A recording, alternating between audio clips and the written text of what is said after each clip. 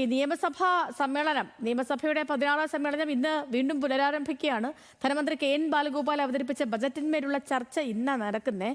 ശബരിമല സ്വർണ്ണക്കൊള്ളയിൽ ദേവസ്വം മന്ത്രിയുടെ രാജി ആവശ്യപ്പെട്ട് 2 പ്രതിപക്ഷ എംഎൽഎമാർ നടത്തുന്ന സത്യഗ്രഹ സമരവും പുനരാരംഭിക്കും. വിവിധ വിഷയങ്ങൾ ഉയർത്തി പ്രതിപക്ഷം ഇന്നും സഭ പ്രക്ഷുബ്ധമാക്കും. രാഹുൽ മാങ്കൂട്ടത്തിലിനെ അയോഗ്യനാക്കണമെന്നാവശ്യപ്പെട്ട് സ്പീക്കർക്ക് ലഭിച്ച പരാതിയും എത്തിക്സ് കമ്മിറ്റി ഇന്നിപ്പോൾ പരിഗണിക്കുന്നുണ്ട്. ആഷിഖാണ് വിവരങ്ങളുമായി നമുക്കിപ്പം തത്സമയം ചേർത്തത്. ആഷിഖേ, ഗുഡ് മോർണിംഗ്. ഈ വിവിധ വിഷയങ്ങൾ സഭയുടെ പരിഗണനയ്ക്ക് വരുന്നുണ്ട്. കേന്ദ്ര സംസ്ഥാന ബജറ്റുകളൊക്കെ ഉയർത്തി ഇന്നിപ്പോൾ സർക്കാർ സംസാരിക്കും. ഈ പ്രതിപക്ഷത്തിന്റെ നീക്കം വീണ്ടും ശബരിമല വിഷയമായിരിക്കുമെന്ന് കരുതുന്നു. അപ്പോൾ എന്തൊക്കെ പ്രതീക്ഷിക്കണം ഇന്ന് സഭയിൽ നിന്ന്? കാരണം കഴിഞ്ഞ ദിവസങ്ങളിലൊക്കെ സഭ ചേർന്ന സമയത്ത് സഭ പ്രക്ഷുബ്ധമായി പിരിയുന്നൊരു ഘട്ടമൊക്കെ നമ്മൾ കണ്ടുകൊണ്ടിരിക്കുകയാണ്. Sethu, good morning. ഇന്നും സഭ പ്രക്ഷുബ്ധമാവാൻ തന്നെയാണ് സാധ്യത.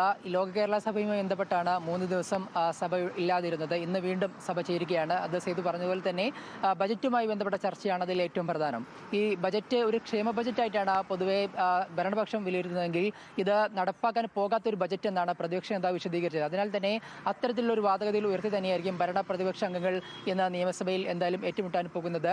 അതേസമയം തന്നെ ഇന്നലെ അവതരിപ്പിച്ച കേന്ദ്ര ബജറ്റിലും ഒരുപക്ഷെ സഭയിൽ ചർച്ചയുണ്ടായിരിക്കും. കാരണം ഇന്നലെ വലിയ അവഗണന ഇന്നലെ കേന്ദ്രത്തിന്റെ ഭാഗത്തു നിന്നുണ്ടായിരുന്നു സംസ്ഥാനവുമായി ബന്ധപ്പെട്ട്. അതിനാൽ തന്നെ ആ വിഷയവും കൂടി ഒരുപക്ഷെ സഭയിൽ ഉയർത്തിക്കൊണ്ടുള്ള ഒരു ചർച്ചയ്ക്കാണ് ഇന്ന് സാധ്യതയുള്ളത്.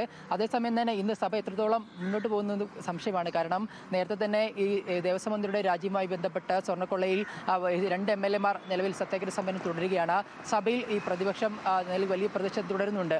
അതും ഇന്നും തുടരാൻ തന്നെയാണ് സാധ്യത. അതിനാൽ തന്നെ ഈ ബജറ്റിന്മേലുള്ള ചർച്ച എത്രത്തോളം മുന്നോട്ട് പോകും എന്നതിലും ഒരു സംശയമുണ്ട്.